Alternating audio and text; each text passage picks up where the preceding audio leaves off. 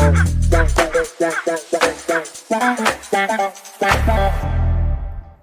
everyone, I am Dr. Pragati, a practicing hair transplant surgeon and आइए आज जिस topic पे हम बात करने वाले हैं वो है contraindications for hair transplant surgery. मतलब कि किन केसेस या कौन सी ऐसी सिचुएशंस हैं जहाँ पे आपकी ये हेयर ट्रांसप्लांट सर्जरी कराना पॉसिबल नहीं होगी या हम एज अ सर्जन इसे एडवाइस नहीं करेंगे। तो देखते हैं क्या हो सकते हैं ये reasons.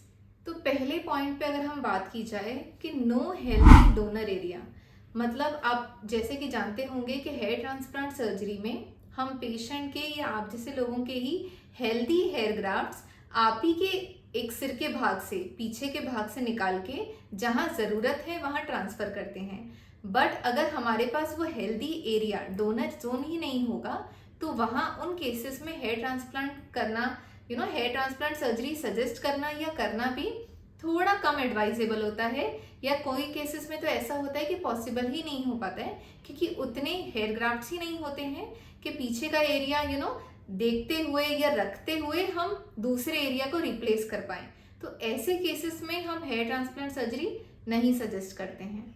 Second, conditions like alopecia areata, ये एक ऑटोइम्यून डिसऑर्डर है जहां हमारे बॉडी के अपने एंटीबॉडीज हमारे बॉडी के अपने ही सेल्स को मिस्टेकनली रिकॉग्नाइज करके उन पे अटैक करते हैं। तो ऐसे केसेस में हेयर ट्रांसप्लांट सर्जरी हम एडवाइज नहीं करते हैं, सजेस्ट नहीं करते हैं। कंडीशंस लाइक डिफ्यूज्ड एलोपेशिया, जिसमें अनपैटर्न्ड या स्कैटर्ड हेयर लॉस होता है, ऐसे कंडीशंस में भी एक अनरियलिस्टिक एक्सपेक्टेशंस कभी कभी हो जाती हैं एंड वो रिजल्ट आना जो कि एक्सपेक्टेड होता है कभी कभी आपके साइड से वो नहीं दिया जा सकता है। तो इन केसेस को भी अवॉइड कर सकते हैं हम for hair transplant surgery.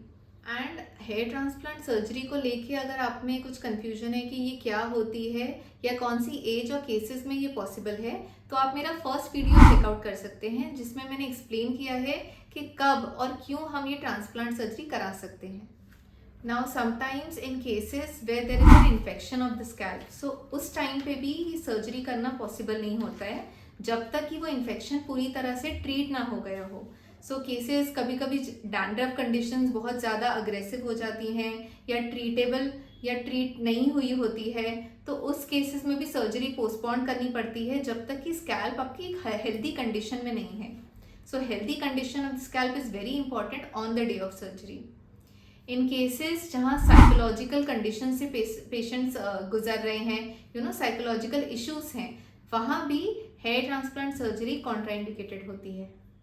Sometimes it is very important to have a discussion और टू नो, ये मैंने अपनी फर्स्ट वीडियो में भी एक्सप्लेन किया है कि सर्जन एंड पेशेंट का डिस्कशन होना before the surgery is very important to set realistic expectations.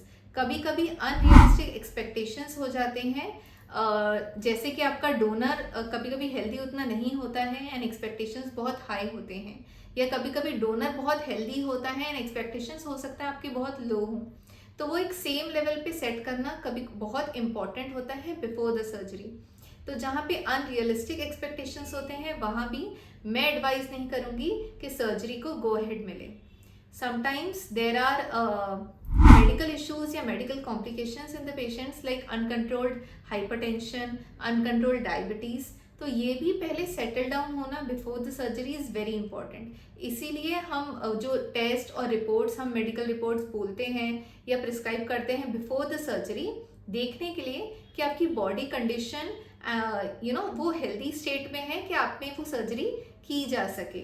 सो ये सारे पॉइंट्स आई होप आपको ध्यान में रहेंगे कि कहाँ पे सर्जरी हो सकती है, कहाँ पे नहीं हो सकती है एंड क्या पॉइंट्स आपको टेक केयर करना है, ध्यान में रखना है before proceeding for any such treatment.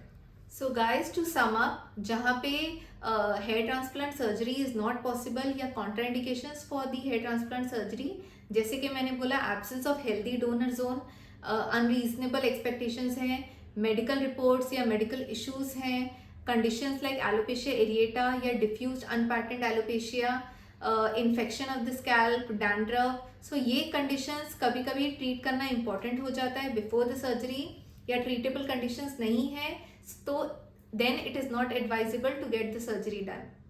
So I hope आपको इस वीडियो से काफ़ी इंसाइट मिली होगी रिगार्डिंग द कॉन्ट्राइंडिकेशन एंड आप अपना इन्फॉर्म डिसीजन लेंगे। Thank you.